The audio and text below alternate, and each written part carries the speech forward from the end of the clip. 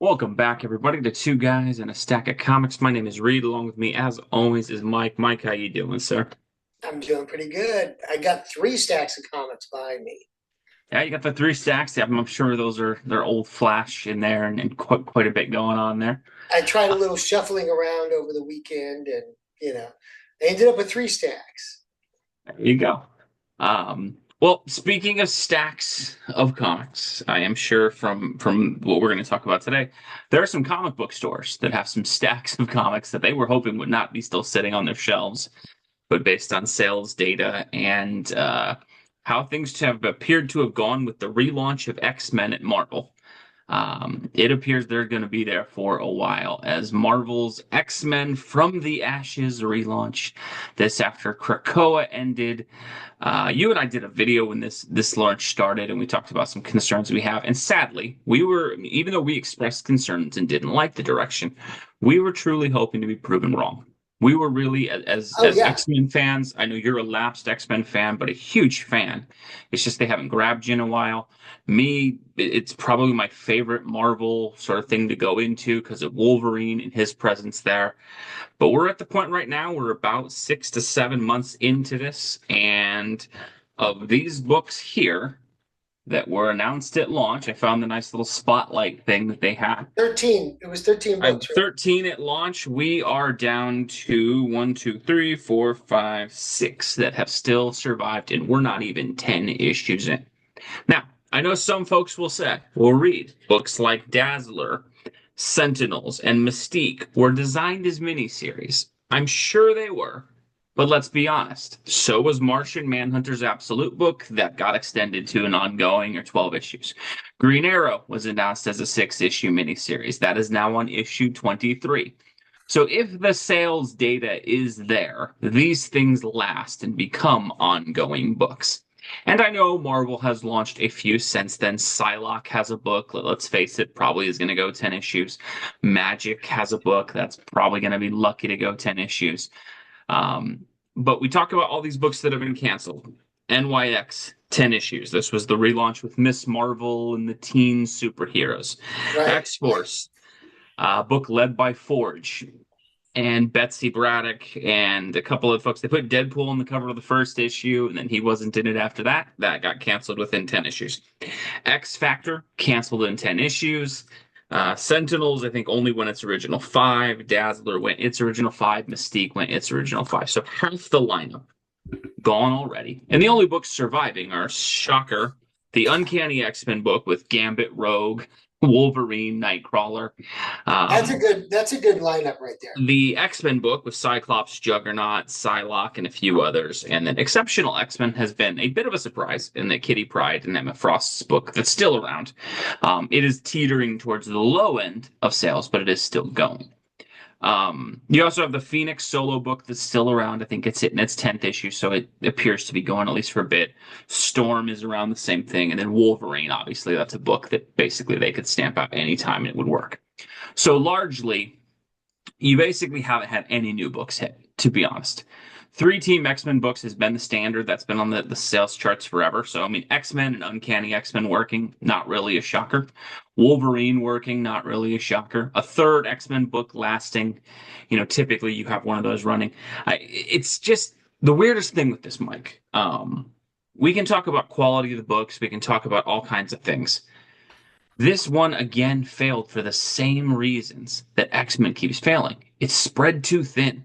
I think that's the biggest thing that stood out to me. For you, when you hear about all these things getting canceled, why do you think so many of them fell by the wayside already? I mean, we're not even a year in.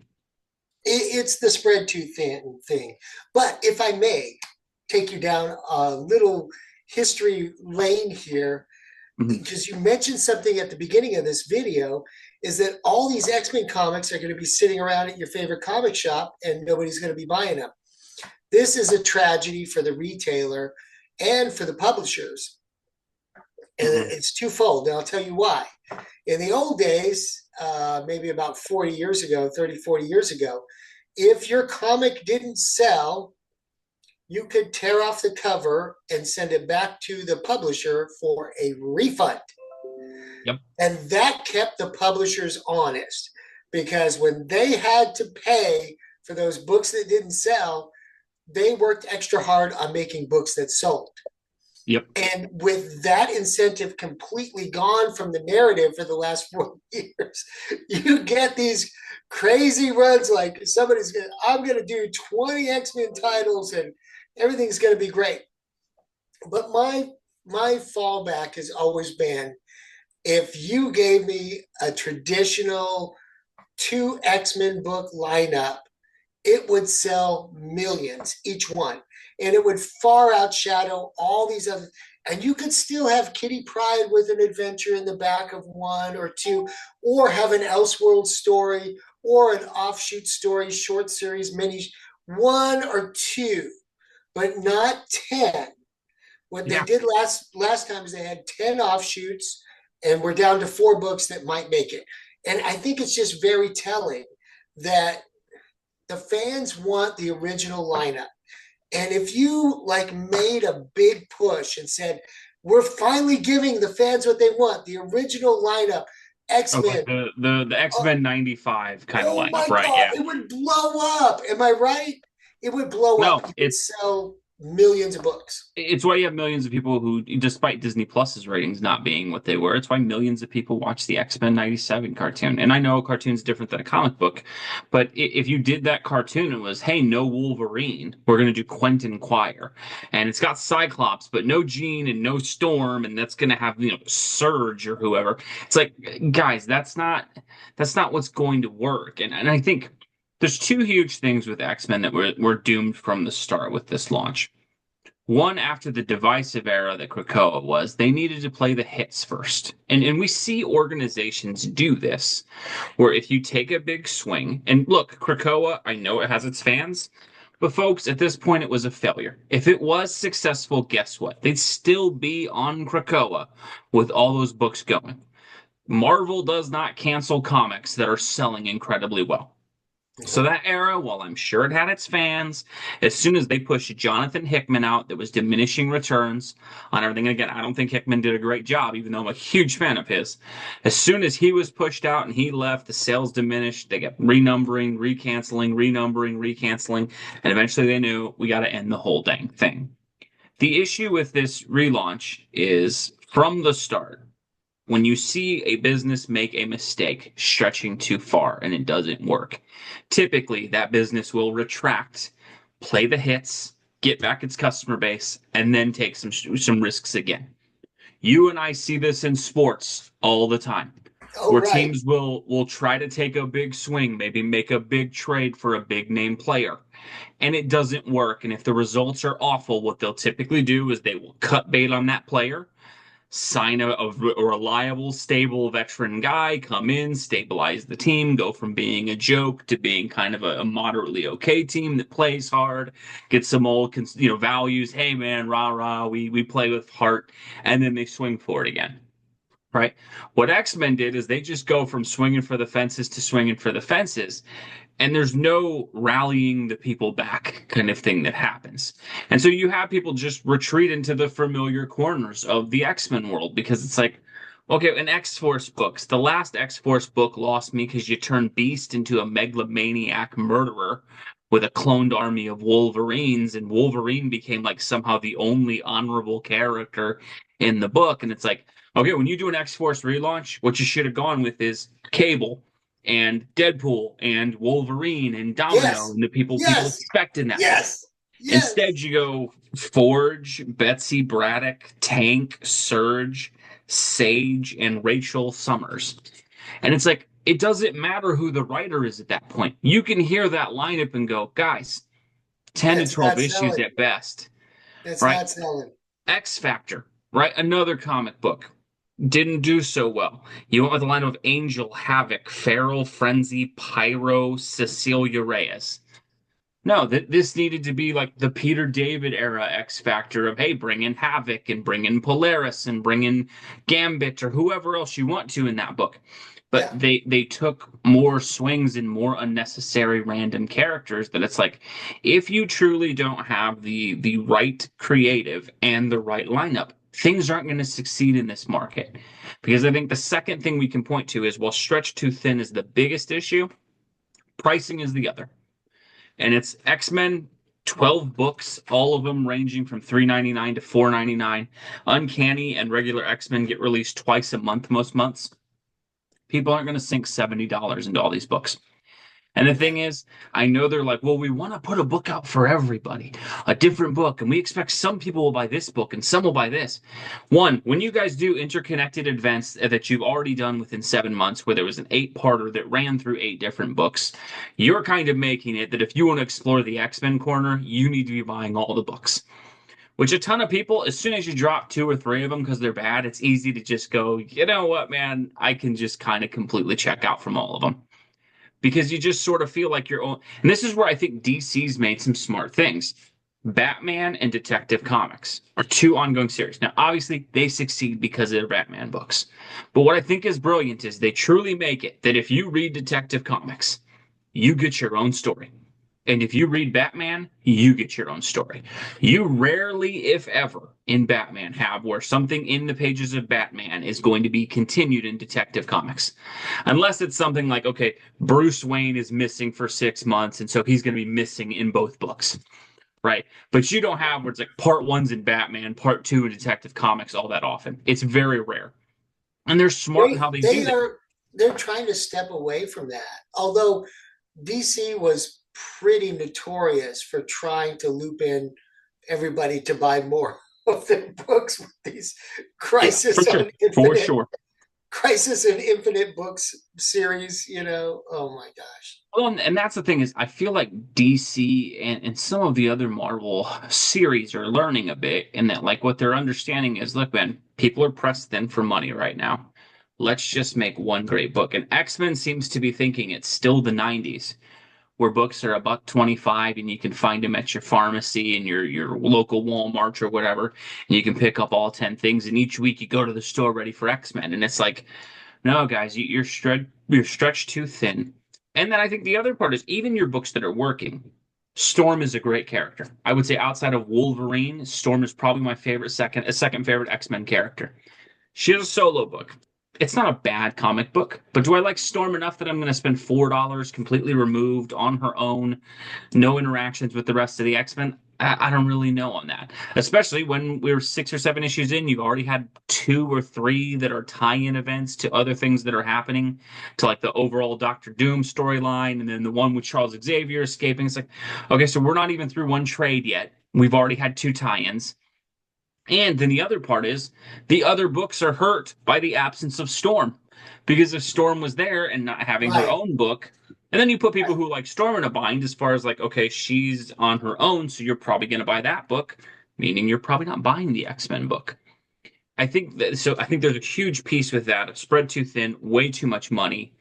The last part, and this is, I don't want to name specific names, but Marvel has got to start putting their creatives more deliberately on this. When you look at whose books have worked, Jed MacKay is a comic book writer that, while I think at times he gets a little bit overrated, he can deliver a solo ongoing series.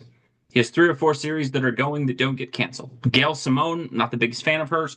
She's writing Uncanny X-Men. She is a very, very, very storied comic book person who has had decades of success in the industry and books that have lasted. Wolverine's solo book is working.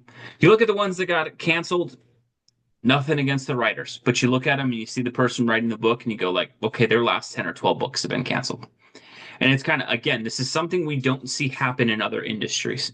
And like, again, me and you are sports fans. If there's a quarterback that every team he goes to is the worst team in the league, they don't trade them to another team and that team starts him the next year. And then he fails there and they trade him to another team and he starts there. And the thing that's weird about that is in an industry like sports, it would actually almost make more sense that a failed guy, but who can actually play, would get multiple chances, because you're talking about people where there's 1% of the top percent of the top percent even have the ability to make an NFL roster. Comic book writers, it's like, guys, there's hundreds of thousands of people who want to do this. And so they'll have some of these people, again, whether I'm a fan of them or not, canceled series after canceled series. I mean, there's a creative team on NYX I'm trying to remember their names. They got a Steve Rogers comic book canceled in 10 issues. And it's like, guys, if they can't get traditional characters with ongoings that have lasted hundreds of issues to go, what success do you think they're going to have with a Miss Marvel, one of Emma Frost's clones book? Like, it's sad to me that X-Men is making all of the same mistakes. It's too expensive, too thinly spread, won't give you what you want. And then you throw the fact that the creatives just don't even seem like people where it's like, oh, that's a creative you want to read. Um, And Mike, I mean, go ahead. it's crunch time for me too. Yeah, And we're going to do a video about this later. I'm getting ready to go through my pull list and downsize. And yeah, I know I'm not the only comic book fan that's going to do that. But one, it's expensive. Two, I'm not reading half the books. I have them in the stacks there. yeah, But do I have time to get to read them? I have time to read maybe 2 or 3 comics a week. And, half the time I pick up 10 books a week and I'm like, what am I doing here? yeah. So we'll go through and do something like that. But I'm telling you, a lot of people in the very near future are going to be downsizing their comic book lists.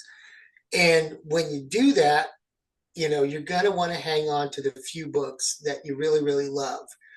And if you have no love in the X-Men the way they're being presented now, it's going to get canceled. Now, one thing that would save the X-Men, what was it? If you just put the original team No, you on got to one circle the title, wagons. You got to um, circle the wagons. I might actually add that book to my sub list. But for right now, there's no chance I'm having any X-Men on any of my on my sub list anywhere in the near future. The But other loss too is like you said, when you don't bring the classic lineup, you lose the dynamics that people care about. And that's what made the X-Men work, is those like family dynamics of them. It's sort of, again, if you go, we're doing a Superman book. No Jimmy, no Lois, no Perry White. We're going to put Perry White in a solo book. Lois is in a solo book. Jimmy's in a solo book. They won't interact with Superman. It's like, well, we didn't want to give you traditional Superman storytelling. That's been done before. Okay, can you tell me you're shocked then when those other books fail and Superman sales decline because people want the stuff that's in Superman normally, and that's what they well, just don't get. that's what we have always said, that the thing that made X-Men so successful, one of the key pillars that held the X-Men title high for 50 years, was that it was a team book. And the team dynamics, especially in the 70s when they came out with the giant size X-Men, um, when they rebuilt that team for a new era, it was legendary. It was iconic. People loved it. They went ahead and made that great animated series of it. And then, oh, lo and behold, when superhero movies came to the fore, they were able to dole out from that team lineup several hit movies. And why you would abandon that formula when it's worked so well, I don't know. I think in the 90s, they got busy soaking everybody for extra, $1.95, whatever comics were.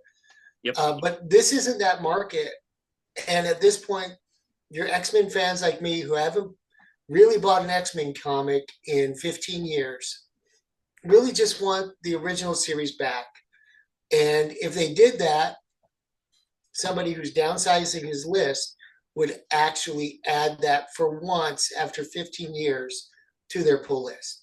But until they do that, I'm just saying you gotta You got to consolidate. Yeah, you you gotta got to. boil it down, because we're coming up on times where people are going to be rethinking their sub lists, and if they still want X-Men at all, Well, and yeah. then you have an awful situation with comic books right now where it's a niche market. You have to go to a specialized store to find it. It's very hard to keep up with. There's so many crossover events. And X-Men is all of that condensed into one mini lineup. I think that's the thing, is that's the overall problem with the whole industry. But if you want to, everything going wrong in comic books in the microcosm is X-Men. And that no matter how much True. there's proof and evidence and I'll just my kid gave me this last year for Father's Day. This is the only character who can hold a solo book of the X-Men. Okay, that's the only one. The other Yeah. ones, look, Deadpool has a chance. They won't write Deadpool as Deadpool anymore. He's the only, and he's not a traditional X-Men character. No, he's not. Cable, I love Cable. Cable's an all-time favorite character of mine. Hasn't really held a book in a while, no matter how good the book is or isn't. They need to accept that, hey, you got one character that you can reliably push a solo book for, and that's Wolverine. And the rest of the folks, you got to rally the troops, you got to circle the wagons, whatever cliche thing you want to use, and put them in a couple books that are great, build excitement, get people back. And then the other part is you have to put top-notch talent on. Oh X-Men yeah. is too important a comic book. And again, I think And it's been I think impressive how much Marquez and some of the other artists have done stuff. But again, every 6 out of 18 issues with the main artist, it's not going to get it done. Go ahead, and Mike. I think it's a double-edged sword when you have everything spread so thin. Your top-notch talent is going to be here or there and not everywhere. Whereas if you had two X-Men books and a Wolverine book, you could always have top-notch talent on it, Well, and it would sell. It well, would then you're spread sell. too thin in that. Look, I understand there's probably printing contracts and things that are beyond our understanding as far as things are concerned. Whatever money you're sinking into these 7 to 10 books that always get canceled, just don't invest the money in it. Put it in the main title, and you'll probably up your sales on that. Because if we knew every month with X-Men, you're going to get a top tier artist. May not be the same. Again, I still do not understand why Kirby, with technology that was 70 years ago, could do 6 books a month, and guys with computer technology and who don't have to go into the office like Kirby did from their home can't keep up with a monthly series. But I guess that's just the world we live Although in now. Kirby did work from home, he drove in once or twice a week to Manhattan to deliver, but To he, deliver stuff. Yeah. yeah, but But he you was got the six king of books. comics. He got I to don't work it. know. Yeah, I don't know why we can't get anyone to do one, but apparently that's just impossible now. I know. So It's great. here's I what you love. have to do. You have to take the approach that Conan does. Delatorre can only do a couple issues. Our backup artist is Brathwaite, who will do a couple of issues, and then we'll go back to the main guy. And then fans know, okay, it's this guy, but you're always getting A tier work. Mhm. X-Men, and this is another huge observation I have of this as someone who picked up the first 13 of 2 or 3 of the books. The art varies so much it's not even funny, where it's like, man, that's a great looking comic book. And then the next issue, you're like, what happened here?